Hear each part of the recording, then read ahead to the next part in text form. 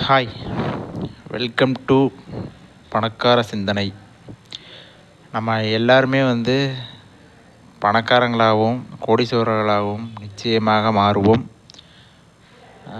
இன்றைக்கி என்ன டாப்பிக்கு, இன்ட்ரெஸ்டிங்கான டாபிக் எடுத்துகிட்டு வந்திருக்கேன்னா, தாழ்வு மனப்பான்மை. இது இன்ட்ரெஸ்டிங்கானு கேட்குறீங்களா? அது இன்ட்ரெஸ்டிங்காக இல்லையான்னு நம்ம போகத்தான் தெரியும். சரி, ஓகே. தாழ்வு மனப்பான்மை பற்றி நம்ம சேனலில் நிறைய போட்டிருக்கோம். இருந்தாலும் ஏன் இதுவே திரும்பி திரும்பி போடுறீங்க அப்படின்னு கேட்டிங்கன்னா, எங்கே போனாலும் இதே பிரச்சனை தான். ஸ்டூடெண்ட்ஸு, ஒர்க்கர்ஸு, வீட்டில் ஹவுஸ் ஒய்ஃபு, சில பேருக்கெல்லாம் இந்த தாழ்வு மனப்பான்மை பெரிய சேலஞ்சாக இருந்துகிட்ருக்கு. ஸோ நம்ம அதை பற்றி கண்டிப்பாக நம்ம எப்போவுமே பேசியே ஆக வேண்டியது இருக்குது. சரி, ஓகே. தாழ்வு மனப்பான்மை எங்கேருந்து ஸ்டார்ட் ஆகுதுன்னு யாருக்காவது தெரியுமா? தெரிஞ்சால் கமெண்ட் பாக்ஸில் போட்டு வைங்க, நான் அப்புறமா பார்த்துக்கிறேன். எங்கேருந்து ஸ்டார்ட் ஆகும்னா, ஃபஸ்ட்டு கம்பேரிசன் தாங்க. எங்கே போனாலும் ஒரே கம்பேரிசன் தான். நேற்று கூட நான் அதில் சொல்லியிருந்தேன் ஸ்டூடெண்ட்ஸ்க்கு, கம்பேரிசன் யாரையுமே பண்ணாதீங்க தயவு செஞ்சு. இப்போ கம்பேரிசன் பண்ணுறது அது அக்செப்டன்ஸே கிடையாது. ஏன்னா ஒவ்வொருத்தங்களுக்கும் ஒவ்வொரு டேலண்ட் இருக்கும். நம்ம அதை கம்பேரிசன், அவங்க அப்படி இருக்காங்க, நீங்கள் இப்படி இல்லைங்கிறத இதை ஏற்றுக்கவே முடியாது.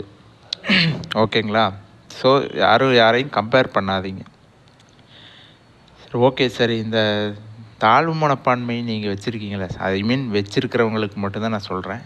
இல்லாதவங்க, தாழ்வு மனப்பான்மை இல்லாதவங்க, அதை பற்றி நீங்கள் கவலைப்பட வேண்டியதுதானே. உங்கள் வாழ்க்கையை அப்படியே கண்டினியூ பண்ணுங்கள், ரொம்ப சந்தோஷமாக போகும். சரி, இது என்ன ரீசன் நினைக்கிறீங்க? எதனால் தாழ்வு மனப்பான்மை வருது? ஒன்று, நான் அழகாக இல்லை, ஐ மீன் கருப்பாக இருக்கேன். கருப்பு வெள்ளை இதை பெரிய பிரச்சனையாக தான் இருக்குது.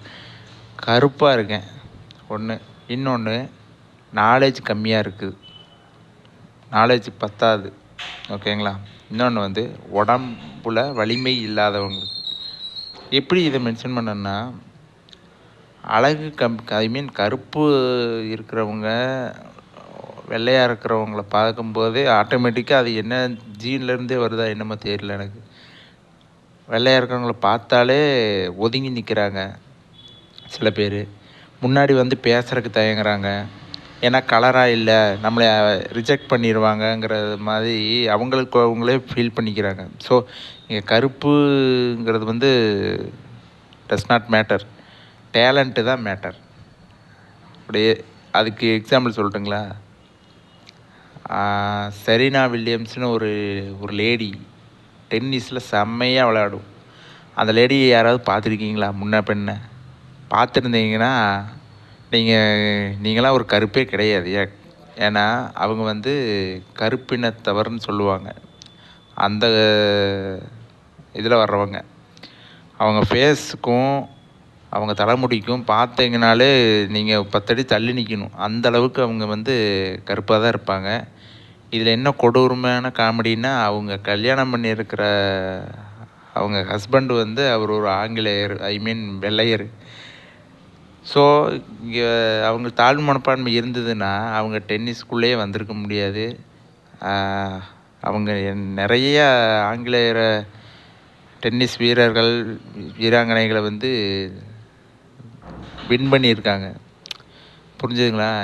அவங்களுக்கு டேலண்ட் இருக்கிறதுனால தான் அவங்க வந்திருக்காங்க. மற்றபடிக்கு தாழ்வு மனப்பான்மை வச்சுட்டு இருந்திருந்தாங்கன்னா அவங்க யார் என்னன்னு யாருக்குமே தெரிஞ்சிருக்காது. அந்த டேலண்ட்டை பயன்படுத்தி அவங்க பார்த்துங்களேன், அவங்க கல்யாணம் பண்ணவர் அவர் ஒரு வெள்ளையர்.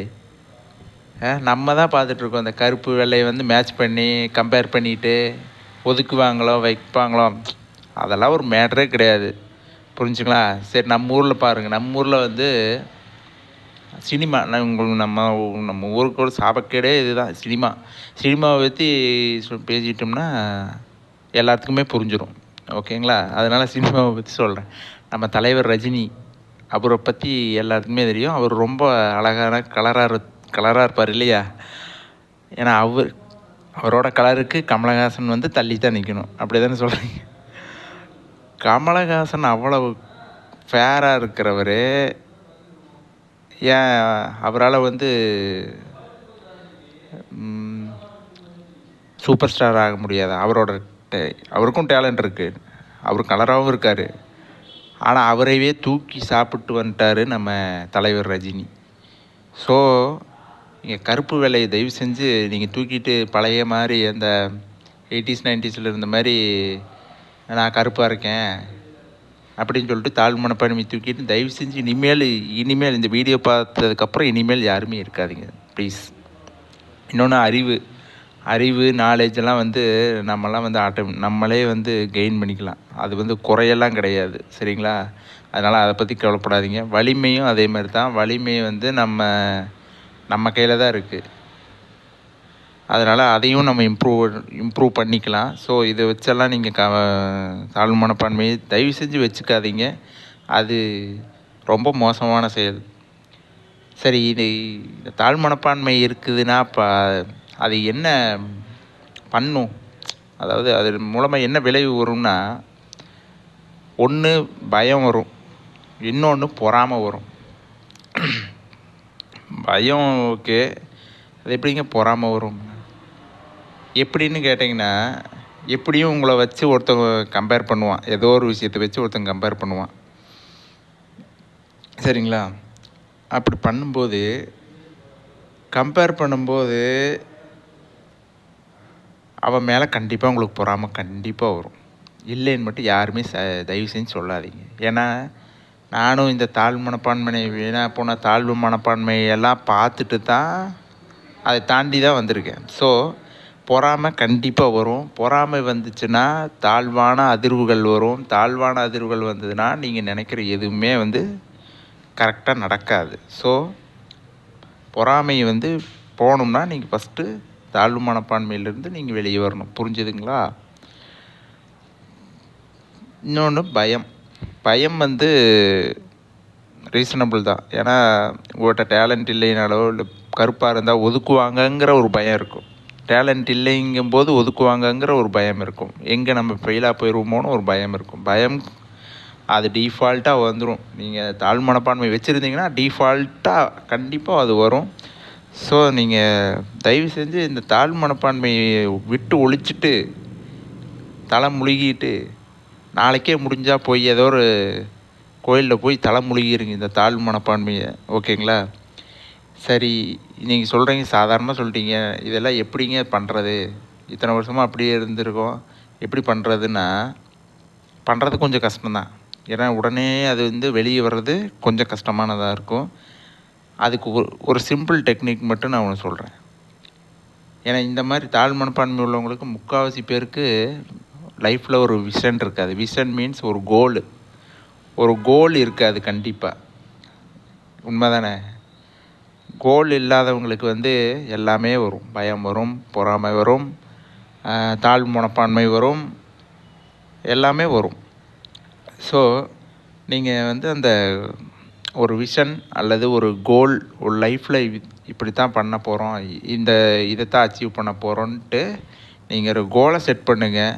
அதுக்கு இடையில எந்த தாழ்வு மனப்பான்மை மண்ணாங்கட்டி வருதுன்னு நானும் பார்க்குறேன், சரிங்களா? அது நீங்கள் ஃபிக்ஸ் பண்ணிட்டீங்கன்னா உங்களோட லைஃபுக்கு ஒரு வேல்யூ கிடைக்கும். ஒரு கோல் ஃபிக்ஸ் பண்ணிட்டீங்கன்னா உங்கள் லைஃப்க்கு ஒரு வேல்யூ இருக்கும். சரி, நம்ம இதை பண்ணி ஆகணும், நம்ம கோல் செட் பண்ணியிருக்கோம், நம்ம இதை பண்ண போகிறோம், இதுக்கு இடையில எது வந்தாலும் நம்ம பார்த்துக்கலாங்கிற ஒரு தைரியம் வரும்போது, தைரியம் வந்துடுச்சுன்னா இங்கே தாழ்வு மனப்பான்மைக்கு இடமே கிடையாது. ஸோ அது ஆட்டோமேட்டிக்காக உங்கள் லைஃப்பை விட்டு வெளியே போயிடும். நீங்கள் எதுவுமே பண்ண வேண்டாம், சரிங்களா? அந்த வாழ்க்கைக்கான அர்த்தம்னு ஒரு விஷயம் இருக்குது. நீங்கள் பிறந்ததுக்கான காரணம், வாழ்க்கையின் அர்த்தம், இந்த மாதிரி சில விஷயங்கள்லாம் இருக்குது. நான் அதை வந்து பின்னாடி வீடியோஸில் சொல்கிறேன். ஆல்ரெடி நான் மீம்ஸில் அதை பற்றி போட்டிருக்கிறேன், வீடியோஸ் பண்ணியிருக்கிறேன். டவுட்ஸ் இருந்ததுன்னா அதை பாருங்கள். அதுக்கு மேலே ஆல்ரெடி தாழ்வு மனப்பான்மையில் யாராவது பாதிக்கப்பட்டிருக்கீங்க அப்படின்னா உங்கள் கதையை வந்து இந்த கமெண்ட் பாக்ஸில் போட்டு விட்டுட்டு போங்க. அது என்னென்னு பார்த்து எல்லாருமே கிளாரிஃபை பண்ணிவிட்டு கொஞ்சம் தெளிவடைஞ்சிக்கலாம். இனிமேல் தாழ்வு மனப்பான்மை வராத அளவுக்கு நம்ம லைஃப்பை கொண்டு போகலாம். தேங்க்யூ. நாளைக்கு ஒரு இன்ட்ரெஸ்டிங்கான ஒரு டாப்பிக்கோடு வரேன். பாய்.